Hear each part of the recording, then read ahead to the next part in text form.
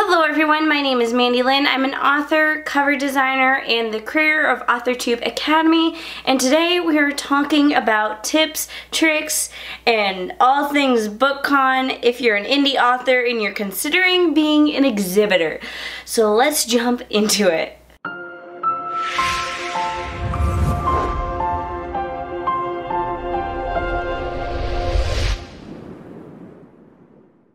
Alright, so this is going to be a long video. I have a ton of information to share with you guys. So this past BookCon, I was there for the very first time as an exhibitor. I learned a lot. I was sharing my booth with Bethany and I. Bethany is also doing a video on this. She's covering whether or not she thinks it was worth it. So I will leave her video linked down below. I'll also be talking about whether or not I thought it was worth it really quick at the end. But today I'm really breaking down the costs for you guys, because there's a ton of costs, there's a ton of things we learned, so I'm also sharing some tips if you do want to be a vendor at BookCon, and I'm also going to tell you how many books I sold, how much I made, and that sort of thing. So be sure to stay tuned for all of it. So let's talk first about the costs. So I'm going to tell you the cost for BookCon of 2019. That does not necessarily mean that BookCon of 2020 will be the same cost. Honestly, I would not be surprised if they up the cost, because I feel like that's just kind of what these sort of convention things do. But for BookCon of 2019, a 10 by 10 booth is $1,905. Now, keeping in mind, Bethany and I split that cost. The two of us shared one booth, so I actually spent $952.50. Now that is pricey. I've done a lot of conventions in the past, and I think the most I've spent is probably about $100. So this was a lot, but I was like, you know, this is BookCon, there's a ton of foot traffic, let's try it this one time and see what happens. Now, I will also let you know that when you get your booth, you do not get a rug, a table, or chairs or anything like that. So if you aren't able to bring your own, they actually charge about $800 to rent out all of that, which I personally find absolutely ridiculous. But if you're someone who's flying in, you really don't have a choice, because you can't bring a rug, table, and chairs with you on a plane. So you kind of sort of have to rent it out. Now, I myself already own table and chairs because I have done many events in the past, so I don't have the cost for that because I've already bought them years and years ago and just have them sitting around. What I did not have was a rug. Now, I was like, I am not paying $800 just because I don't have a rug. So I went on Amazon and I found a 10 by 10 black rug, and I bought it for $132.24. Now, I bought it because I do plan on doing different things, like more BookCons in the future and Comic-Cons and things like that, because I've actually talked to a lot of authors that do Comic-Cons and they do very well.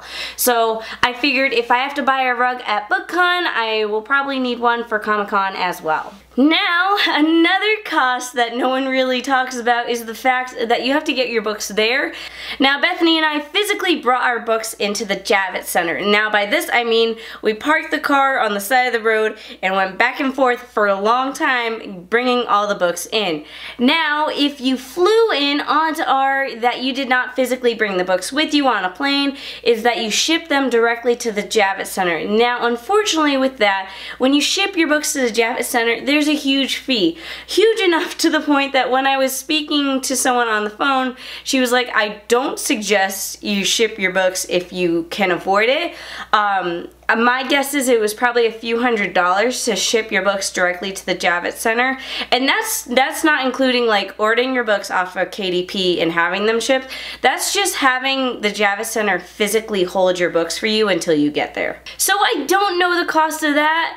Again, we just wanted to save costs. I live in Connecticut, the convention's in New York, so we were like, let's just drive and physically bring them. If you watch my BookCon vlog, which you can watch, it'll be up in the cards and down below. If you watch the vlog, you will have seen us stuff my car with a lot of books.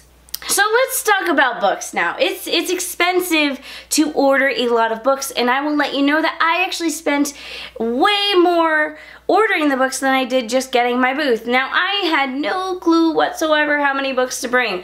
I asked a few people who have been to BookCon in the past how many books they brought, and I bought way too many books. Let's just put it that way. So with that said, I bought about 550 books. That's not including the hardcovers I brought, because I just have a stock of hardcovers that I brought with me to BookCon.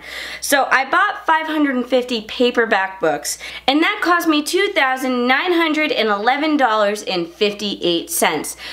Wow, that's a lot. I will let you know I did not sell that many books, and we'll talk about that later, but just keep that in mind. So what I did was I basically bought 150 copies of every single book I have written. So these are all technically standalone. Essence and I Am Mercy are companion novels, but you don't have to read them in a certain order, so I can't really sell them like a series. So with that said, I bought 150 of all these books. I think I bought like 75 or 100 of my Grow Your Author platform book, and I just ordered too many. I wasn't sure what to expect. Again, I physically live here in Connecticut, so if I didn't sell everything, it wasn't a big deal. I do book signings all the time, so I wasn't super concerned about overstock.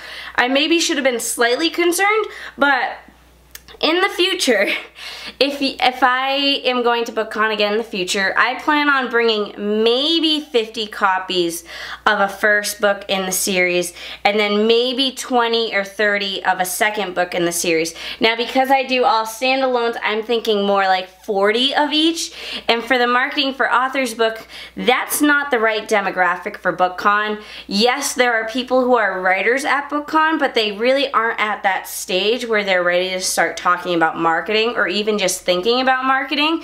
Should they be thinking about marketing? Yes, absolutely, but they're not. So with that said, I'd bring maybe 10 copies of each Marketing for Authors books, just because it's not like the right audience at BookCon, but it's still good to have it there because we still did sell a few copies. So I do want to let you guys know, the more books you have at your booth, the less you're going to sell of each book. So if you only have one book out, you shouldn't bring just 50 copies of that one book. You're going to want to bring maybe 100 or 200 copies of that one book, because sometimes people come across the indie author area and they're like, I want to support this author, so I'm going to buy one book. But if you have one book, they only have that one book of an option to buy, so they buy that one book. But if you're like me and you have like 4 books, or you're sharing a booth with someone, now you have like 6 or 8 books to choose from, but they're still like, I only want to buy one book. So they're gonna choose that one book, but they're gonna have multiple options. So that's why when you have a lot of books, you need to buy less of each book, because you're just gonna sell less of each. Now, I will say I don't recommend coming to BookCon unless you have at least 2 or 3 books out, because the more books, the merrier. I try to do a sale, like if you buy 2 books, you save like $5 or whatever. So you want to try to sell as many books as possible with those sales. So if you only have 1 book, you can't really do those sales, and it's really hard to break even if you only have 1 book out. Now, since we're talking about numbers, let's also talk about the fact that you don't want your booth to be too crowded. If you have like a lot of copies of a lot of books, it can get kind of lost in the shuffle. When it comes to your booth, the simpler the better. You kind of want to direct people to what you want them to see. So Bethany and I tried to keep things simple, and we had like a walk-in style book where her books were on one side, my books were on another side, and then the Marketing for Author books were in the middle. Now, this was great. It was very appealing to the eye. We got a lot of people in. What I think we messed up on was that we weren't able to talk to people as much, so we kind of had to sit far back, and every now and then we would go stand up and try to stand closer to the aisle. But we noticed a lot of people, the way they were selling books was they were just, you know, smiling at people as they walked by and started a conversation, and then they would end up buying the book and different things like that. So Bethany and I were at a disadvantage because we were sitting so far back, so we couldn't really make eye contact with people. And that that's super important because you just need to start talking to people and make a connection, and then hopefully they'll buy your book. So I do think we're going to change that up next year if we do it again. And it will be a little bit harder because we'll have a lot of book options, because Bethany will have her new series, and then we'll have the full Marketing for Authors series, and hopefully I'll have another novel out by then. So we'll have to figure out organization-wise how to fit in all the books, but like I said, the simpler the better. Now, a great way to draw people to your booth is just by using social media. Now, a lot of people, when they go to BookCon, they will like check Twitter and all these sort of things to figure out where the ARC drops are. Now, you can take advantage of this because people are already on Twitter looking at the hashtags. Post on Twitter using the hashtags, letting people know the genre of the books, what they're about. Maybe post a picture, let people know if there's a sale going on. Just do anything you can to draw people to your book. So let's talk about food now. So the food at the Javits Center is very expensive, and it's also very hard just to stop and take a break to eat food while you're at BookCon. It's one of the few conventions where there's almost constantly foot traffic. So there's not going to be a lot of time for you to sit and eat. What Bethany and I did is that we had a lunchbox full of food, and we were just snacking all day. We never really sat down and had a meal. We did pack Lunchables, but I wouldn't really consider those a meal. But we were never hungry because we were basically constantly eating. Whenever there was free time, we'd either go to the bathroom or eat. My next tip, and this might be my biggest tip, is to have an easy way to bring your books in and out. And this goes for if you're bringing them yourself. If you're shipping your books, you don't have to worry too much about transportation. But if you're bringing your books to and from, have some form of dolly. So I had a little dolly that I bought from Walmart. I've owned it for a while, and it was great for bringing in about 3 boxes of books at a time, but it was super heavy and not the best thing in the world. What I did see while I was at BookCon was like this large flat thing with like 2 sides, and it was on wheels, and I saw people loading up all their books at once and walking away, and I was like, well, that's much better than our 5 trips back and forth to the car. You'll also want to have a square reader. Now, a square reader just plugs into your phone so you can take credit cards. Now, of course, the square reader does take fees for every credit card transaction, but it's the easiest and safest way to take credit card transactions.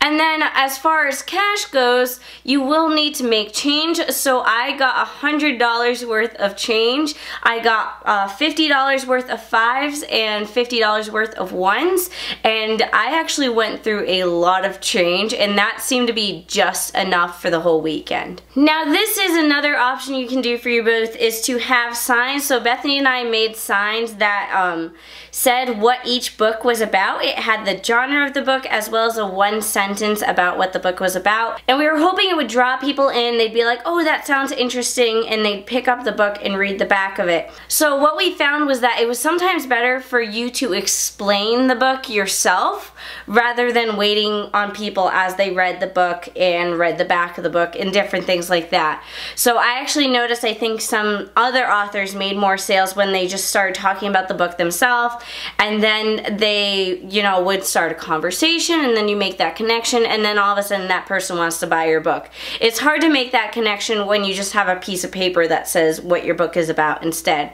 So I think maybe we'll keep the genre description, but not like the 1 sentence description. That way Bethany and I can make the connection ourselves. Okay, so all the tips are kind of to the side. I'm sure there's many more tips. If you've been a vendor at BookCon, be sure to leave your tips down below. But let's talk about what everyone wants to know. How much money did I make, and how many books did I sell? So like I said, because Bethany and I were sharing a booth, we automatically each sold less of our books because we were sharing, and there were just more options at our booth. So I sold 61 books. Now, of course, that is a freakishly low amount compared to the number of books I bought. Now, again, I bought way too many books. I think 61 is actually a very healthy number. Do I think we probably could have sold more? Yes, absolutely. I think it had a lot to do with the fact that there were like 2 booths next to us that were just empty, and that kind of does affect your foot traffic. And our booth, again, we were far back, so we weren't able to talk to people as much, and we were just kind of tired. I personally was really tired. I wasn't able to like talk to people as much as I wanted to, just because I was kind of like grumpy. But again, I think we can do way better next year. I think 61 for me was a great start. I will actually break down the numbers for you. So I sold 28 copies of She's Not Here. I sold 15 copies of Essence, 14 of I Am Mercy, and 5 of Grow Your Author Platform. So having these numbers will actually help me get an idea of how many books I should bring next year. I always say it's better to have more books than less books, because I think if I sold out of books, part of me would actually be sad, because then I'd feel like I missed out on potential sales. Like, especially if I sold out, God forbid, on like Saturday and still had all of Sunday or something like that. Now with my book sales, I made $1,048. So if you do the math, that does lead me $2,999.66 in debt. Am I mad about that? Yeah, a little bit. But again, my fault. Ordered way too many books. Learned for next time. I had an amazing teacher in high school who said there's no such thing as failure. It's called a discovery. You make these discoveries and you learn from it and you improve yourself for next year. So that's what I did. I've realized I bought too many books. That's okay. Books don't go bad. You just have overstock and you have to have somewhere to store them. So I'm saving these books for future book signings, or maybe even BookCon of next year. And also, Bethany and I had a sale on Sunday where we really chopped down the prices of the books to try to sell more books. But I honestly don't think it helped. A lot of people had seen the books on Saturday and wanted to buy the books, but just didn't want to carry them around, so they came Sunday to buy the books. So they just so happened to get the sale price, but they didn't come there for the sale price. So I don't think in the future we're gonna do a sale like that, unless maybe towards the very end of the day, because again, I think we would have made the sale either way, and maybe we lost money because of that. But all in all, it was a great learning experience. And I guess now you guys are wondering, is it worth it? So you do have to keep in mind, I think conventions like this aren't about making money. So you have to keep that in mind overall. BookCon, you can't go into BookCon if you want to make money off of your books. You can make it long term. Like, one thing I noticed was a ton of people were taking photos of my book. So many people were like, hey, can I take a photo of this book? I want to read it later. But they never came back and bought it. And the reasoning behind that is that a lot of people, they can just only buy so many books at BookCon. So they take a photo of the book, that way they can go home and buy the book online. Now, it's hard to track whether or not that BookCon converts into sales, because someone could buy a book as soon as they get home, or they could buy the book 6 months from now, and there's no way to track whether or not they bought the book because of BookCon. But I will say BookCon is just great in terms of exposure. I've noticed a spike in subscribers since BookCon and in like other social media stuff. So it's great just getting your name out there, handing out business cards, and doing different things like that. Overall, I would say BookCon is worth it, but not for money-wise. It's worth it in terms of networking. You can also just talk to other vendors.